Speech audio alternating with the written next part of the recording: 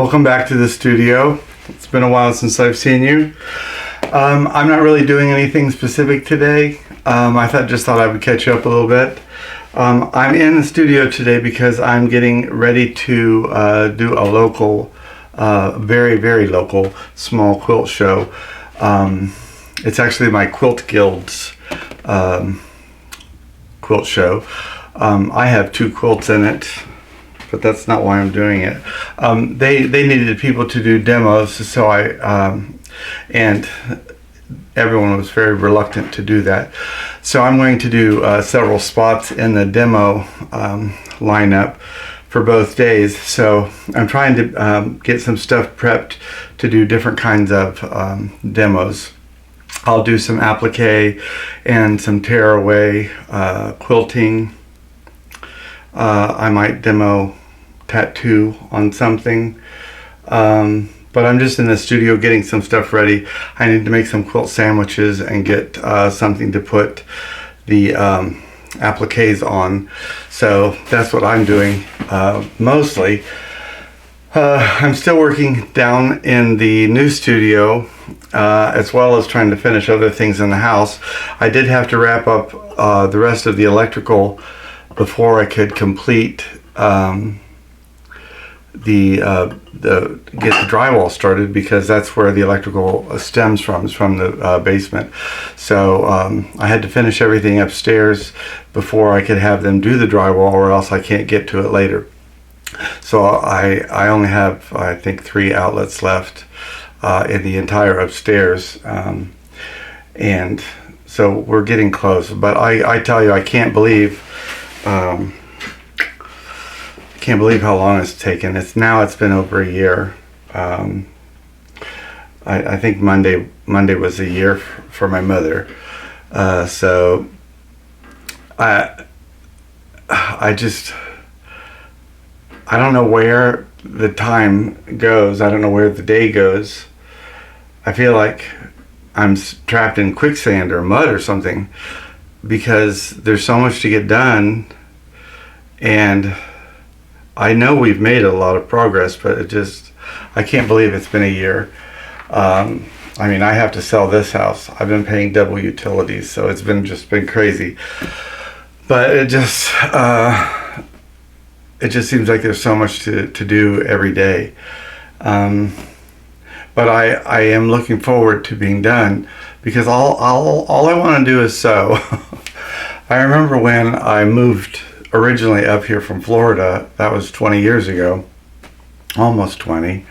I was doing some renovation on this building, the carriage house, I think for 5 or 6 or 7 years, and then one day I just got tired.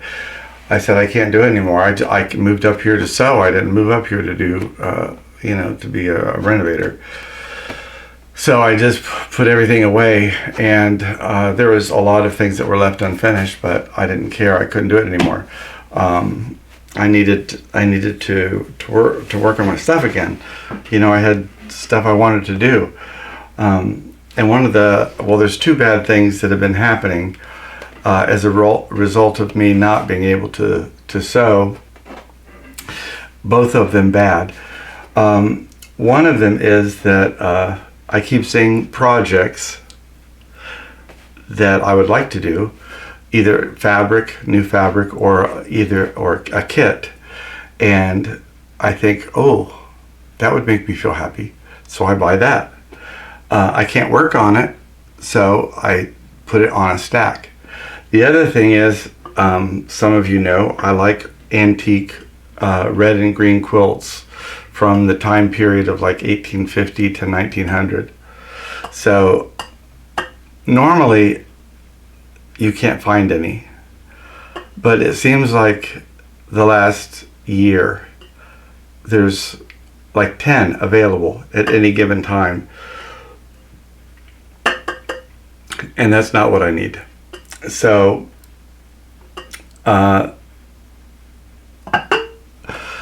they have like adding up. So I need to get back to my own sewing so I can quit with the additional projects. I've got my own things that I've drawn out that I want to do, so I really need to get back to that. And I'm behind on videos. I have a friend of mine, she keeps reminding me that she's getting older and she doesn't have much time left. She keeps reminding me. She's so funny. She's from Switzerland, and I can't remember exactly what she is. A radio micrometer is what her profession was. She is very intelligent. I just know that she has pictures of herself with astronauts in her studio. But she speaks like 5 languages. And she's a very prolific quilter. I mean, you know, she finishes things very quickly. But she keeps making quilts and they're piling up, and she keeps wanting to know when I'm going to be ready to quilt again. So fortunately, a lot of her stuff is hand work. So that does slow her down a little bit. She likes to do wool applique, but her work is impeccable, really, really beautiful. But I'm going to go upstairs and get some fabric ironed. Some of the things I'm going to show. I think I have the office sent me another one of the King of the Coop, and I'm going to bring in my jar that has the chicken on it. I can't remember what the crazy chicken. I can't remember right this second. But I have the quilt kit for dog park. So I'm going to bring the dog park and alley cat sample. I have stockings that I'm going to bring to show the applique for the Santa's Little Helpers with the hats. I have Hallelujah that I could bring. Here's one of the alley cats. I'm going to bring this whole quilt. I have this quilt, known for the holidays. And then I have some of the tearaways. So I'm going to be bringing some of these. I'm really terrible with the tearaway because I don't do it that often, but that's really good to show because, you know, nobody's good when they start, but that's the whole point of it. It's like training wheels. So I have to make some quilt sandwiches with the fusible batting, so I'm going to get some of that going. But we also have the tearaway for the stockings. So I'm going to go up and get some fabric ironed and cut, and then I'll come back down and do some fusing while we're here. And I'll be back in a minute. I've done these before, made little sandwiches for the tearaway. This is a fabric that I've used for one of the other applique samples. So I just cut a strip. I think this is probably 13 inches wide by 20 inches long. So I should be able to get 2 of the quilting blocks out of it. I think some of them are 10 inches. These are 9.75, so I should be able to get 2 of these blocks samples done, and this pack has 12 of them in there. And I'll be able to demo one block, you know, for a while. I don't have to do the whole block all at once. So to do the fusible batting, you just put the back piece of your quilting fabric face up, and, you know, try and get the wrinkles out of it if there are any. I already ironed this piece. And then you're going to lay your batting on top of it. This is fusible batting. I'm using Hobbs. That's just what I usually use, Hobbs fusible batting. And they recommend, you know, obviously you don't wash the batting because the batting has a fusible agent in it, and that fusible is water soluble, so you don't want to wash it. And likewise, you don't want to use steam. You want to use a dry iron. But here in the studio, for every reason, I always use a dry iron. I just am an advocate for a dry iron. I think you put water in an iron, no matter how expensive it is, and sooner or later it's going to leak. They get bumped over, you trip over the cord, you break a seal, they leak. So I never put water in my iron. I always just use a spray bottle if I need it, but for this fusing, I'm not going to need it.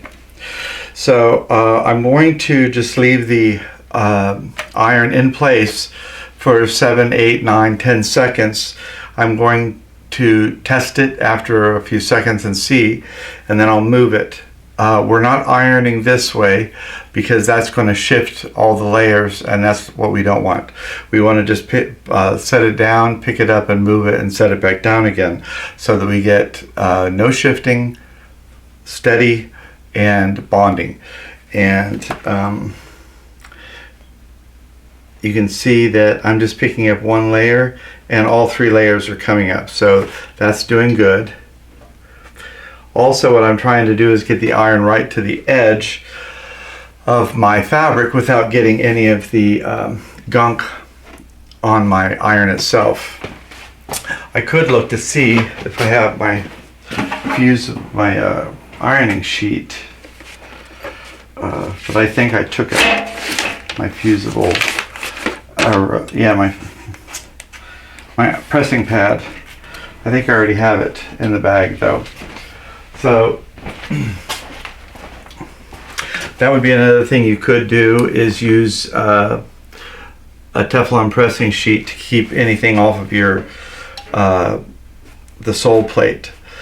Another thing I will do before I finish, I'm going to go ahead and flip this whole sandwich over, and then I'll press it again from the other side, just to make sure that I'm getting really good contact with everything, because I don't want it to shift in front of people when they can laugh at me. It's bad enough when they can laugh at me on the internet, but when you can hear them laughing, that's a whole nother thing. So here I was. Did you see me do that? I pushed the iron, I didn't lift it. I should know better. So I'm going to go ahead and keep lifting and moving, but I also have to go ahead and find a couple other pieces of fabric. I did find a fabric with pins in it. It's just a white fabric with what look like sewing pins, because I also have a sewing machine, 2 sizes, so I can use that for a sample for that applique. I already have that pressed upstairs. I just have to cut the right size that I need for the background, so I can take that along. You know, I'm spoiled because whenever we've done shows in the past, like in Houston or QuiltCon, the girls always did all this work. Not because I'm lazy, it's just because I wasn't where the work was being done. This is like a multi-state group of people. I'm in the Midwest, and originally all of the people were in Texas. I was not in Texas. I was about 5 states away from Texas. So I would just meet up with them when we got to the show, and then I would unload the truck and set up the booth, and then help load it back up at the end. But all of this thought process, making sure the checklist is all done, we have everything, they did all of that, and so it's really it's a lot, to make sure that you have remembered everything, because once you get somewhere, you can't say, oh, I'm going to run back upstairs and get a pair of scissors or more thread. So I have to make sure my machine is working. I have to do some extra bobbins, just a lot of little things. Anyway, I'm going to go ahead and keep ironing and cut some more fabric before I wrap up. Well, the next little thing was a small piece that had there's 2 sizes of the vintage stitches, and I'm just going to take the small one. And I had 2 white backgrounds, one with red pens and one with black pens. And I was just sure they were going to work, and they don't work at all. They're too primary for the cape fabric that are in there. And one of them is like pink and the other one is more purple, but it didn't work with either one. And I couldn't find a light fabric that I liked with either one of them, so I'm going to use a really dark background this time, which is a little bit unusual. And this is the one I chose. And I'm going to take this with me just to show as a little border for it. I don't know if I'm going to put that on before or not, but I'm not going to decide that right now. One of the other things that I'm going to be doing is when the whole thing started, and really this was like at COVID, making these videos, it was just like a fluke, you know, it was a trial, try and see. And they sent me a camcorder, and we just went with it. And you know, we've been going along like that ever since. And recently my computer's been acting up. You know, it's been spinning whenever I try and process anything, and I've been getting the notice that they're no longer updating my version of Windows. And my computer was so old that it wouldn't hold a new update anyway, so I've taken everything off of it I can take off of it. So over the next few months, I'm going to be introducing for myself all new equipment. So I'm going to be learning and playing with all of that, some of it inside the house, some of it outside the house, just to see how that goes. Try and be a little bit more serious about the filming aspect of it and the editing aspect of it, just to see if I can improve. So that's exciting. I don't know if you'll notice it from your end or not. I hope that you do, but it's a new thing, so I'm kind of excited about it. So far I've just been frustrated because there's multiple components to it, and all of the components that I've tried to turn on,